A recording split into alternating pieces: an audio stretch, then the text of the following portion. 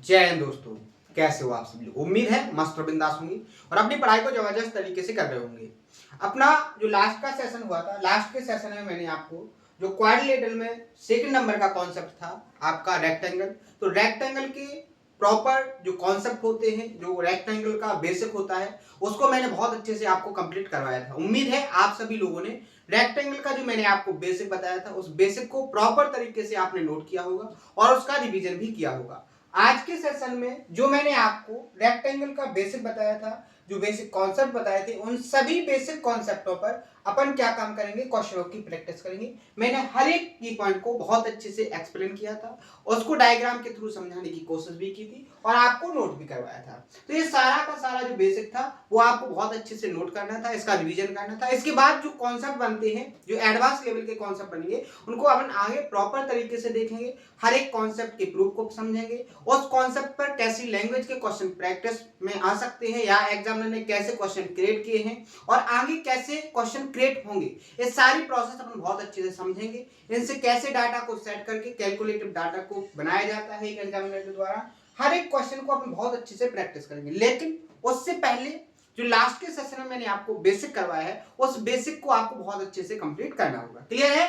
मैंने आपको हर एक सेशन के अंदर बताया गया है कि आपको क्या करना है कि जितने कॉन्सेप्ट मैं आपको बताऊं, हर एक कॉन्सेप्ट को प्रॉपर तरीके से आपको नोट करना है, उसका रिवीजन करना है और उसका क्या करना है, जो क्वेश्चन मैं आपको प्रैक्टिस करवाता हूं उस हर एक क्वेश्चन को मैं सॉल्व खुद से करवाता हूं, लेकिन एक बार आपको खुद से उसको सॉल्व करने की कोशिश जरूर करना है। क्योंकि अगर आप इतना कर लेते हो तो आपको जो कॉन्सेप्ट बताए गए हैं वो हर एक कॉन्सेप्ट आपके माइंड के अंदर सेट हो जाएगा और अगर कोई डाउट आएगा तो जब आप सॉल्व करोगे तभी आपको पता चलेगा। क्लियर है? इसलिए आपको एक बार खुद से सॉल्व करने की आवश्यकता है। ठीक है? और अगर आप करोगे तो आपको बहुत ज्यादा बेनिफिट होने वाला है, कंपटीशन में आप सबसे टॉप पर पहुंचने वाले हो। अगर नहीं करोगे तो आप कंपटीशन में सबसे नीचे रहने वाले हो, आप पढ़ने के बाद भी सबसे नीचे रहने वाले हो। तो अगर आपको टॉप पर जाना है तो थोड़ी सी प्रोसेस, थोड़ी सी मेहनत आपको और करनी है, इसको आपको बहुत मन लगा के बहुत मेहनत से करना है। क्लियर है? तो बात करेंगे अपन आगे के क्वेश्चनों की प्रैक्टिस की। तो रेक्टेंगल का जो बेसिक था, इसको आप लोग अगर जिसने नोट नहीं किया होगा, जिसने नहीं समझा है, तो वो लास्ट के सेशन को देखे, इसको नोट करे, इसका रिवीजन करे। फिर यहाँ से आगे के जो क्वेश्चन थे, मैंने एक क्वेश्चन को भी सॉल्व करवाया था, इसके बाद जो नेक्स्ट क्वेश्चन है अपन यहाँ से आज कंटिन्यू करते हैं। ठीक है? बहुत शानदार क्वेश्चन है। मैंने बोला है आपसे कि जो क्वाड्रिलेटरल होता है, क्वाड्रिलेटरल से जो क्वेश्चन क्रिएट होते हैं वो प्री में तो बहुत कम क्वेश्चन देखने को मिलते हैं, लेकिन थोड़ा मेंस में इनसे ज्यादा क्वेश्चन देखने को मिलते हैं। ठीक है? क्वाड्रिलेटरल में जो चार कॉन्सेप्ट है अपने, स्क्वायर यानी कि वर्ग, आयत, समांतर चतुर्भुज, समलंब चतुर्भुज, चारों का जो वेटेज होता है वो 5% की लगभग होता है। किसी भी एग्जाम में आप देख लेना, क्वेश्चन मतलब बहुत कम ही आते हैं, लेकिन जब भी आते हैं बहुत ही लॉजिकल कॉन्सेप्ट के साथ आते हैं। तो अपन को हर एक कॉन्सेप्ट को प्रैक्टिस करके जाना है, क्योंकि अपना एक भी क्वेश्चन एग्जाम में छूटना नहीं चाहिए।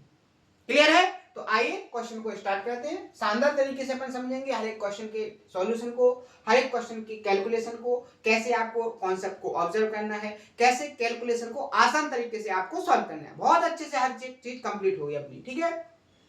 यहां पर देखो क्वेश्चन में बोला गया है कि एल बी पी किसी आयत की लंबाई, चौड़ाई और पेरीमीटर। ध्यान से पढ़ना है। जो एल है वो आपकी क्या है, लंबाई है, जो आपकी बी है वो चौड़ाई है, और जो आपकी पी है वो क्या है, आपका उस रेक्टेंगल यानी कि आयत का परिमाप है।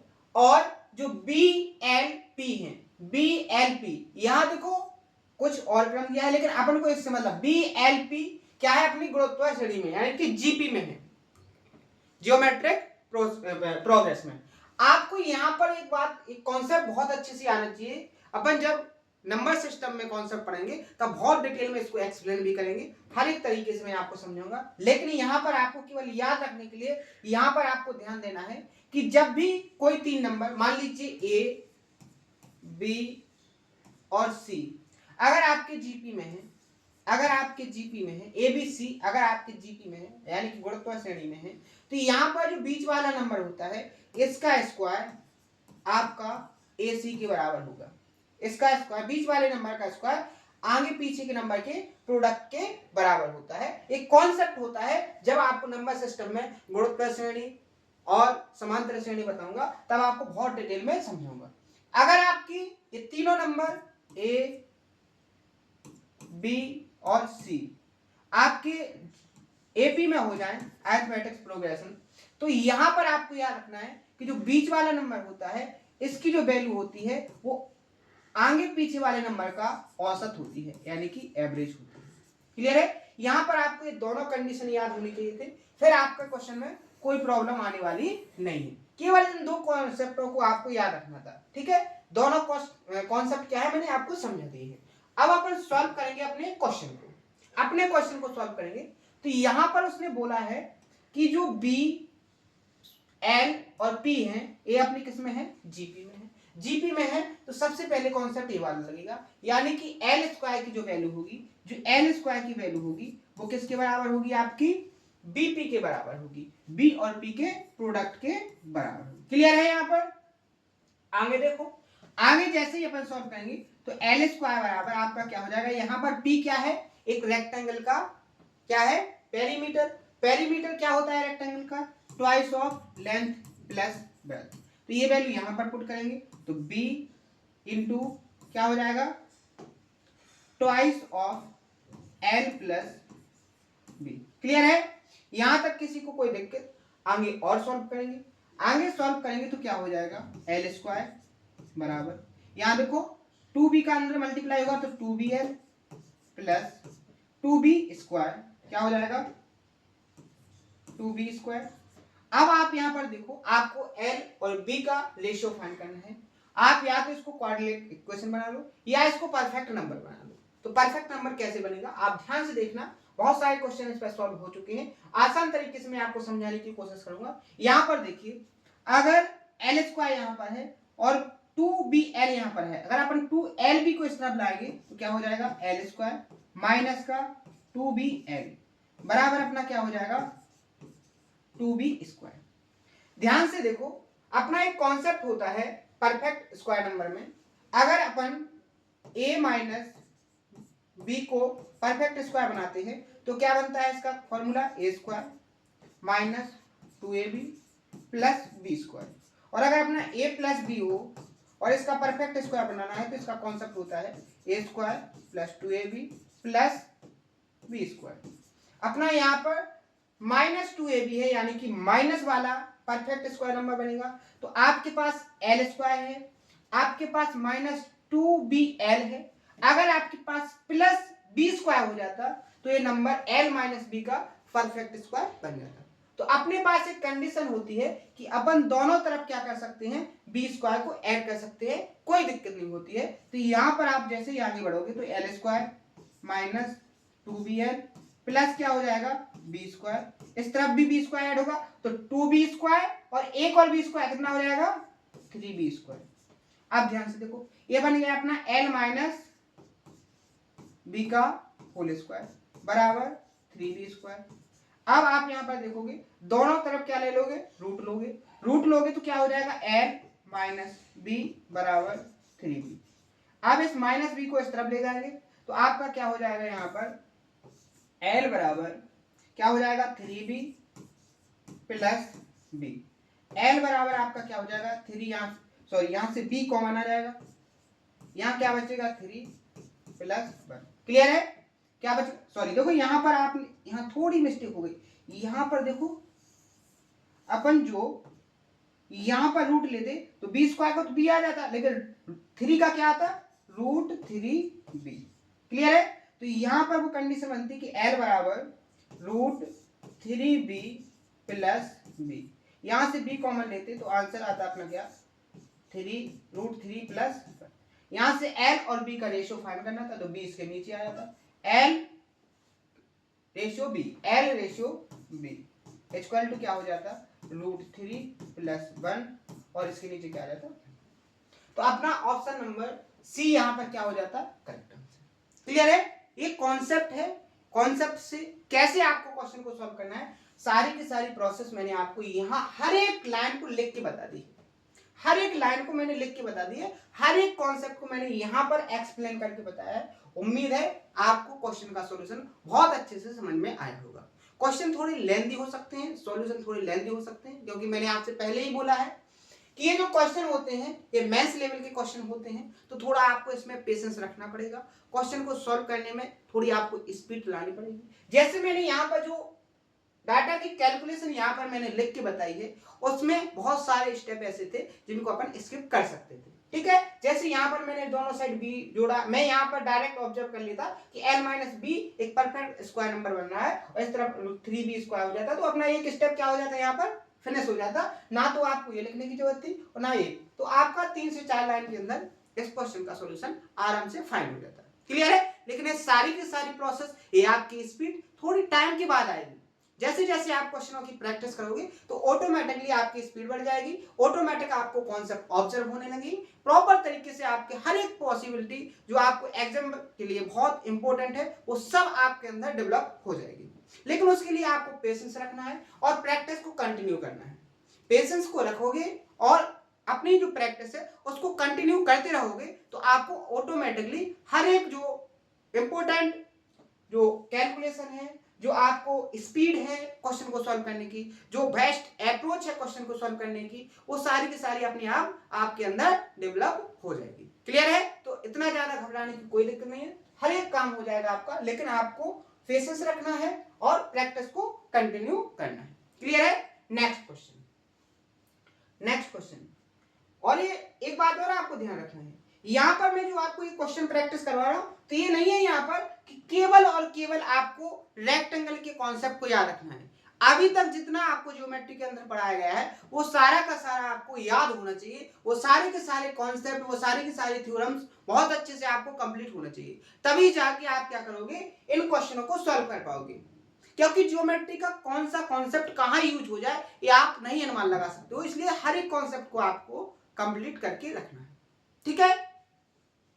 तो यहां पर देखो क्वेश्चन में क्या बोला गया है कि दिए गए चित्र में EADF एक आयत है, EADF एक आयत है, ठीक है, और त्रिभुज ABC के शीर्ष आयत की भुजाओं पर स्थित है। त्रिभुज ABC के जो वर्टेक्स हैं, जो शीर्ष हैं, वो त्रिभुज की भुजाओं पर है। क्लियर है? आगे देखो, AE की लेंथ आपकी कितनी है, 22 है, AE आपकी 22 हो गया, यहां से जो लेंथ है ये आपकी 22 हो गई। आगे BE की लेंथ 6 है, BE की लेंथ 6 है, B से E की जो लेंथ है वो 6 है। आगे देखो, CF की लेंथ 8 है, C से F कितनी है, ये 16 है, CF 16 है, और BF की लेंथ कितनी है, 2 है। ये जो BF है ये कितनी है आपकी, 2 है। क्लियर है? आगे देखो, तब भुजा AB और BC के मध्य बिंदु, AB का मध्य बिंदु मान लीजिए ये है पॉइंट, और BC का मिड पॉइंट आपका ये है, इनका दोनों को मिलाने पर ये जो लाइन बनेगी, इस लाइन की आपको डिस्टेंस क्या करनी है, फाइंड करनी है। इस लाइन को आपको क्या करना है, फाइंड करना है। मैंने ये जो रेड कलर से आपको डिनोट की है इसको आपको फाइंड करना है। कोई दिक्कत नहीं है, आपको केवल इतना कॉन्सेप्ट पता होना चाहिए था, इतना सा कॉन्सेप्ट आपको पता होना चाहिए था कि जो ट्रायंगल के मिड पॉइंट होते हैं, अगर आप मिड पॉइंट को मिलाओगे, ये जो मिड पॉइंट को आपने मिला दिया, इस लाइन की जो डिस्टेंस होती है, अगर मान लीजिए आपने इस ट्रायंगल के मिड पॉइंटों को मिलाया, उससे जो लाइन मिली है, अगर मान लीजिए ए है तो ये क्या होती है, a/2 होती है। क्या होती है, a/2, यानी कि सामने वाली साइड की क्या हो जाती है, आधी हो जाती है। ये कॉन्सेप्ट मैंने बहुत अच्छे से आपको पढ़ाया है जब मिड पॉइंट थ्योरम मैंने आपको कंप्लीट करवाई थी, जब ट्रायंगल से जो मिड पॉइंट थ्योरम है, CBN वाला कॉन्सेप्ट है, तब मैंने आपको इसको बहुत अच्छे से एक्सप्लेन किया था। हर एक तरीके से उस पर क्वेश्चन जो क्रिएट हो सकते हैं, उन सभी क्वेश्चनों को प्रैक्टिस करवाने की कोशिश की थी। तो आप सभी लोगों ने बहुत मेहनत से उसको कंप्लीट किया होगा। जिसको याद होगा वो क्वेश्चन को सॉल्व कर लेगा, क्योंकि अब उसको जो फाइंड करना है उसको पता चल गया कि आपको कौन सी साइड फाइंड करना है। आपको साइड फाइंड करना है इस वाली। अगर आपको AC की लेंथ मिल गई तो आप इस रेड वाली लाइन जो आपसे एग्जामिनर ने पूछा है वो आप सेकंडों में फाइंड कर लोगे, क्योंकि आपको AC की क्या करना है, उसको आधा करना है। तो यहां पर देखो, आपका ये क्या है, EADF एक रेक्टेंगल है। अगर आपकी 6 और 2 8 हो रही है, क्या EF, तो ये AD भी आपकी क्या होगी, 8 होगी। क्लियर है? यहां तक किसी को कोई दिक्कत नहीं होनी चाहिए। आगे देखो, आपका जो EA है ये 22 है, और यहाँ पर जो FD है ये भी क्या होना चाहिए, 22 होना चाहिए। अगर ये 16 है तो CD कितनी हो जाएगी आपकी, 6 हो जाएगी। यहाँ पर आपको पता है रेक्टेंगल की जो प्रत्येक एंगल होता है वो 90 डिग्री का होता है। तो यहाँ पर आपका एक ट्रायंगल बन गया, राइट एंगल ट्रायंगल एडीसी। इसमें इस राइट एंगल ट्रायंगल की दो लेग्स हो गई 6 और 8।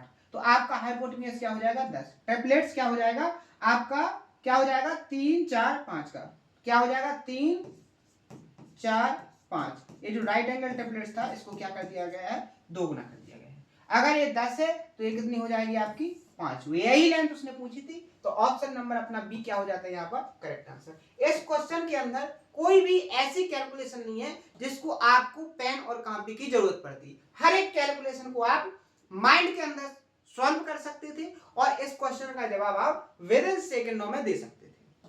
क्लियर है? तो ऐसा नहीं है कि क्वेश्चन की लैंग्वेज बड़ी हो जाए तो उस क्वेश्चन को सॉल्व करने में टाइम लगेगा। जितने लेंथी क्वेश्चन होगा उसका आसान ही सॉल्यूशन होगा। अगर क्वेश्चन की लैंग्वेज लेंथी है तो आप ये मान के चलो कि उसको स्किप नहीं करना है, उसको कॉन्सेप्चुअली समझने की कोशिश करना है। आपका जो आंसर है वो विद इन टाइम के अंदर निकलने लगेगा। ठीक है, क्लियर है, समझ में आ गया? नेक्स्ट क्वेश्चन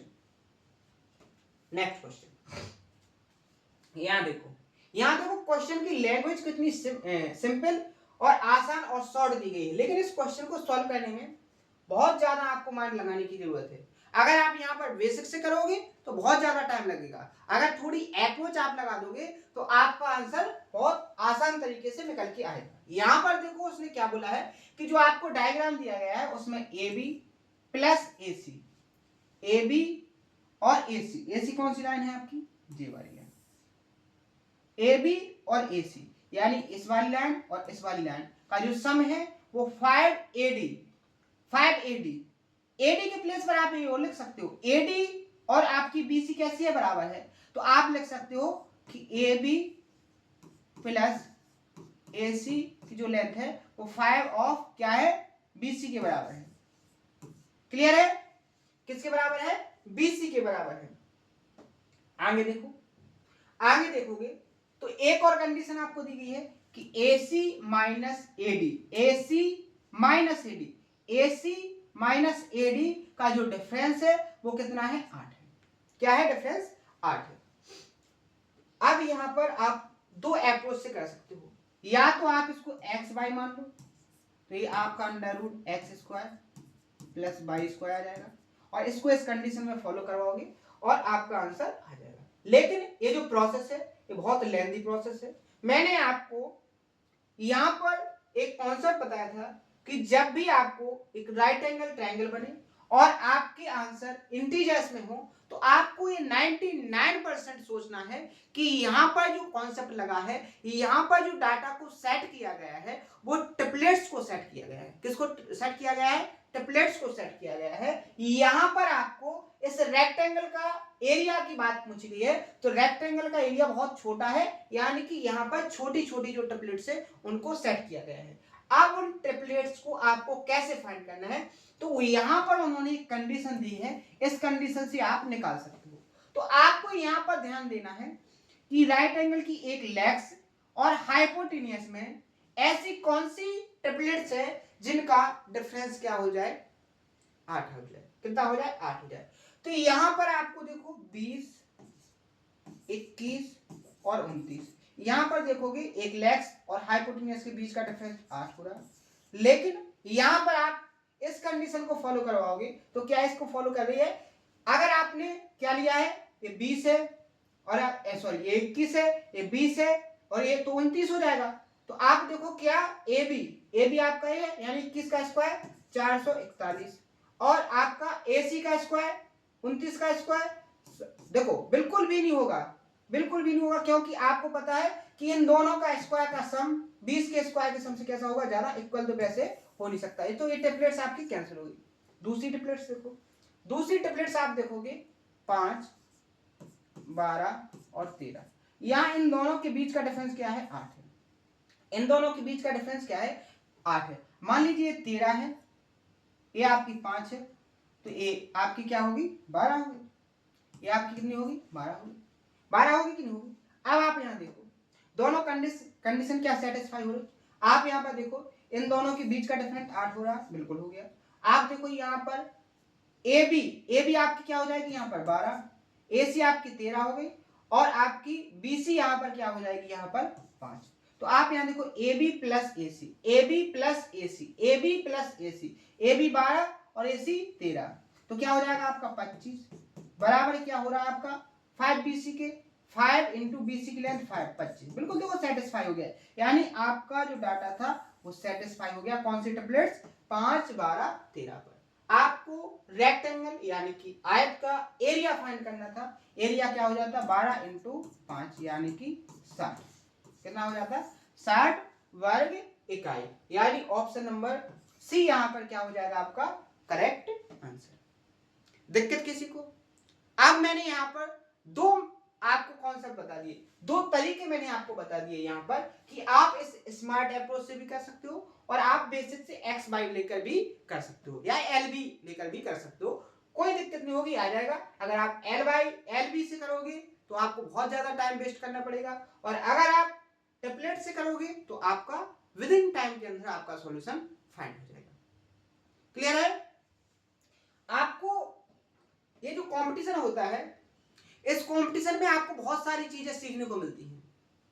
आपको खुद के प्रति कैसे जिम्मेदार बनना है, खुद के प्रति कैसे पेशेंस रखना है, आपको हर एक तरीके से कैसे खुद को कंट्रोल करना है, आपको अपने आप को डिमोटिवेशन से कैसे बचाना है। ये बहुत सारी टेक्निकल चीजें जो एक आदमी को, एक इंसान को एक परफेक्ट इंसान बनाता है, वो सारी की सारी अप्रोच आपको इस कंपटीशन लाइन में सीखने को मिलती है।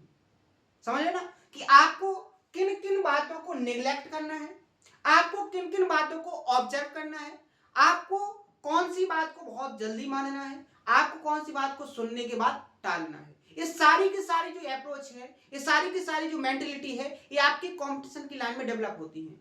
क्योंकि आपको पता है ये डेवलप क्यों करवाई जाती है, क्योंकि कंपटीशन की लाइन में आपको पता होना चाहिए कि आपको एक जिम्मेदार इंसान बनाया जाता है। वो कैसे? आप यहां पर देखोगे आपको कंपटीशन में क्या करना होता है, अगर आपको पेशेंस नहीं है, अगर आपकी कंटिन्यूटी नहीं है, अगर आपकी रेगुलरिटी नहीं है, अगर आपका डिसिप्लिन नहीं है, तो आप कंपटीशन को कभी क्रॉस नहीं कर पाओगे। और जब एक इंसान के अंदर क्या आ जाए, पेशेंस आ जाए, कंटिन्यूटी आ जाए और उसके अंदर एक मेहनत आ जाए और खुद के प्रति रिस्पॉन्सिबिलिटी आ जाए, किसी काम के प्रति रिस्पॉन्सिबिलिटी आ जाए, तो वो एक इंसान परफेक्ट इंसान बन जाता है। वो कोई भी काम आसान तरीके से कर लेता है, वो अपनी जिम्मेदारी को आसान तरीके से निभा लेता है।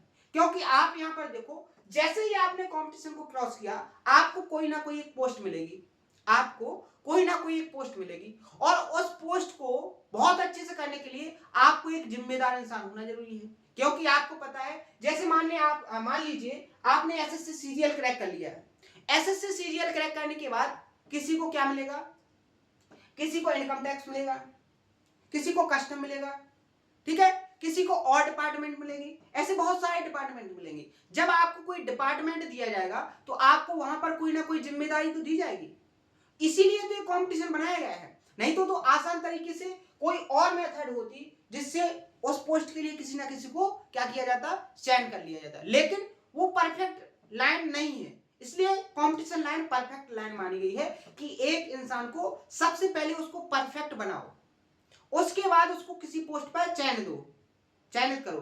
समझ रहे? तो ये प्रोसेस है, आपको उसके बैक पॉइंट को समझना है कि आपको अगर कंपटीशन के थ्रू किसी पोस्ट के लिए सुनिश्चित किया जा रहा है तो उसके पीछे कोई ना कोई लॉजिक है। आप वो टेक्निकल जो पॉइंट है उनको समझने की कोशिश किया करो। आप नेगेटिव पॉइंटों को बिल्कुल भी देखा ना करो, नेगेटिव पॉइंटों को बिल्कुल स्किप किया करो। आपके आसपास क्या हो रहा है, आपके आसपास के लोग क्या कर रहे हैं, कुछ दिक्कत नहीं है, आसान तरीके से आप अपने कंपटीशन लाइन को आगे बढ़ाते जाओ। और जो कंपटीशन के लिए जो आपको कंटेंट की जरूरत है, उस कंटेंट को प्रॉपर तरीके से कंप्लीट करते जाओ। आपकी प्रोसेस और आपकी मेंटेलिटी इतनी ज्यादा डेवलप हो जाएगी कि आपको किसी भी नेगेटिव पॉइंट से कोई इफेक्ट नहीं पड़ेगा, ना ही आप जीवन में कभी डिमोटिवेट होगे और आप कितनी भी बड़ी प्रॉब्लम को बहुत अच्छे से हैंडल करना सीख जाओगे। यही तो आपका क्या है, कंपटीशन लाइन में एक इंसान को परफेक्ट इंसान बनाने का तरीका है। ठीक है, तो बहुत पॉजिटिव लाइन को सोचते हुए अपने आप को परफेक्ट बनाओ, कंपटीशन को बहुत अच्छे से कंप्लीट करो और एक किसी ना किसी पोस्ट पर अपने आप को चयनित करो। क्लियर है? तो तो आसान तरीके से सब कुछ पॉसिबल है, लेकिन उसके लिए आपकी कंटिन्यूटी और प्रैक्टिस बहुत इंपॉर्टेंट है। क्लियर है? नेक्स्ट क्वेश्चन, 12 क्वेश्चन हो गए। नेक्स्ट क्वेश्चन अपना यहां देखो, यहां पर क्या बोला गया है कि एक PQRS एक आयत है, ठीक है, जहां PQ की लेंथ जो है वो 24 है, QR की जो लेंथ है वो 16 है, और RS पर जो बिंदु है वो T पर है। तो आपको ट्रायंगल PTQ का एरिया फाइंड करना है। इस क्वेश्चन को सॉल्व करने से पहले आपको यहां पर एक कॉन्सेप्ट को याद करना है। कॉन्सेप्ट क्या है? बहुत इंपॉर्टेंट कॉन्सेप्ट है। आप लोग हेडिंग बनाओगे एनी क्वाड्रिलेटरल। ये जो कॉन्सेप्ट मैं बता रहा हूं ये एनी क्वाड्रिलेटरल है, यानी किसी भी क्वाड्रिलेटरल के लिए क्या है? ट्रू है। एनी क्वाड्रिलेटरल के लिए क्या है? ये ट्रू है, यानी किसी भी आयत, किसी भी वर्ग, किसी भी समांतर चतुर्भुज, किसी भी सबलम चतुर्भुज के लिए ये क्या है? बिल्कुल ट्रू है। कॉन्सेप्ट क्या है? सबसे पहले आप लोग डायग्राम से समझोगे, बहुत ही इंपॉर्टेंट कॉन्सेप्ट है। एग्जाम्स में आप देखोगे इस कॉन्सेप्ट से अलग अलग लैंग्वेज और अलग अलग डाटा के साथ दसों एग्जामों में इसको पूछा गया है। दसों एग्जामों में इसको पूछा गया है, केवल लैंग्वेज और डाटा को क्या किया गया था? चेंज, लेकिन कॉन्सेप्ट सेम था। कॉन्सेप्ट क्या है? सबसे पहले आप क्या समझो, इसको डायग्राम से समझो।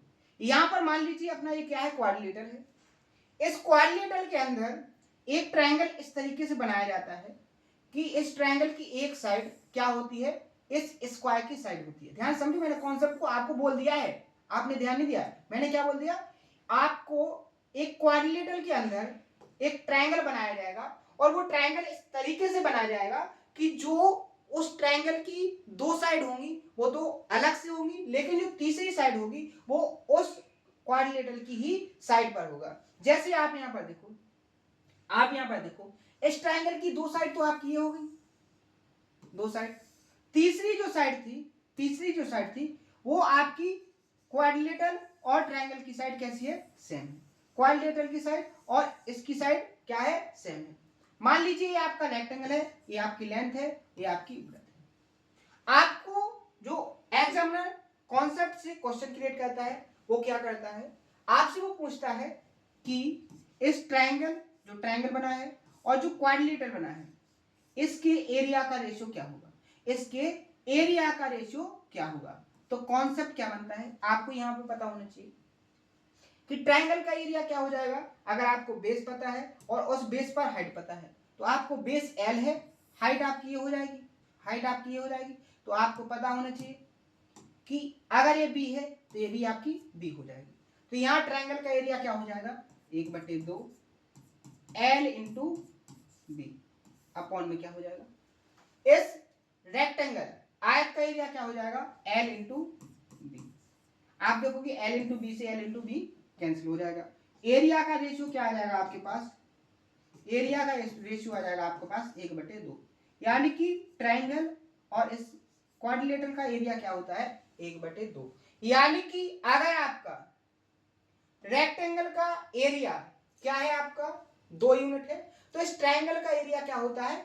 1 यूनिट। यानी कि इस रेक्टेंगल का जो एरिया होगा, इस ट्रायंगल का एरिया उसका आधा होगा। ध्यान समझो, जो इस क्वाड्रिलेटरल का एरिया होगा वो इस ट्रायंगल का कैसा होगा? डबल होगा, और ये ट्रायंगल का जो एरिया होगा वो क्वाड्रिलेटरल का आधा होगा। जैसे मान लीजिए आपका ये जो पार्ट है यहां पर, ये जो मैंने आपके सामने नीला नीला कलर किया है, इसका एरिया, इसका एरिया, ठीक है, और दूसरा ये जो ग्रीन है इसका एरिया, ये जो एरिया है आपको पता होना चाहिए कि ये दोनों जो एरिया है ये नीले कलर का क्या है? ये जो नीले कलर का है, ये नीले कलर का एरिया और ये ग्रीन कलर का एरिया, ये दोनों एक दूसरे के कैसे होंगे? इक्वल होंगे।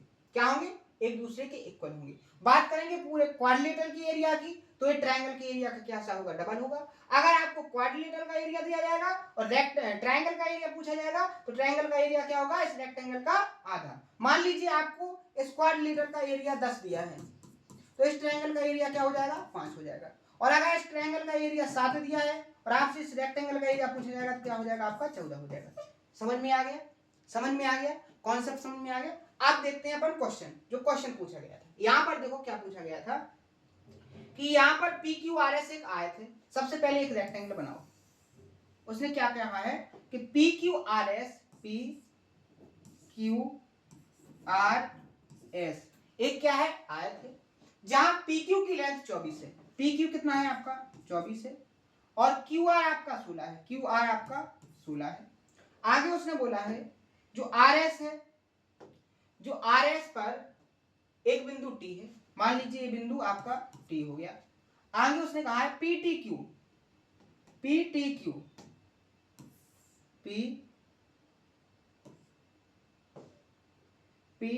क्यू इस तरीके से एक ट्रायंगल बनाया गया है। इस ट्रायंगल का एरिया आपको फाइंड करना है। क्या करना है? इस ट्रायंगल का एरिया फाइंड करना है। तो इस ट्रायंगल का एरिया क्या हो जाएगा? आपको इस ट्रायंगल का एरिया फाइंड करना है। तो देखो एक जो साइड है इस ट्रायंगल की जो साइड है वो रेक्टेंगल की साइड बन गई कि नहीं बन गई? तो यहां पर वही कॉन्सेप्ट लग जाएगा कि आपको अगर इस रेक्टेंगल का एरिया पता चल जाए तो उसका आधा कर दोगे तो वो क्या हो जाएगा आपका ट्रायंगल। अब देखो रेक्टेंगल जो है उसका एरिया क्या हो जाएगा 16 इंटू 24। आपको ट्रायंगल का एरिया तो इसका आधा, तो यहाँ 8 से 16 को डिवाइड करोगे 2 से 8, 8 चौकी 32 और 8 दूनी 16, 16 और 3 19, तो कितना हो जाएगा 192 सेंटीमीटर स्क्वायर, यानी ऑप्शन नंबर ए क्या हो जाएगा यहाँ पर करेक्ट आंसर।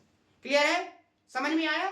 तो कॉन्सेप्ट अगर आपको आ गया तो क्वेश्चन तो आप सेकंडों में उड़ा दोगे, लेकिन अगर कॉन्सेप्ट पता नहीं है तो क्वेश्चन को सॉल्व करना पॉसिबल नहीं है। विद इन टाइम के अंदर बेसिक से करोगे 1-2 घंटे में आ जाएगा आपका आंसर, कोई दिक्कत नहीं, लेकिन 1-2 घंटे में आप सेंटर से घर पर होगे, एग्जाम के हॉल से घर पर होगे और आपके पास फिर आपके हाथ में कुछ नहीं होगा, केवल आपके माइंड में एक क्वेश्चन होगा और क्वेश्चन का आंसर होगा। ना तो आपके पास सिलेक्शन होगा, ना आपके पास कोई कट ऑफ होगी, ना आपके पास कोई आगे का मोटो होगा।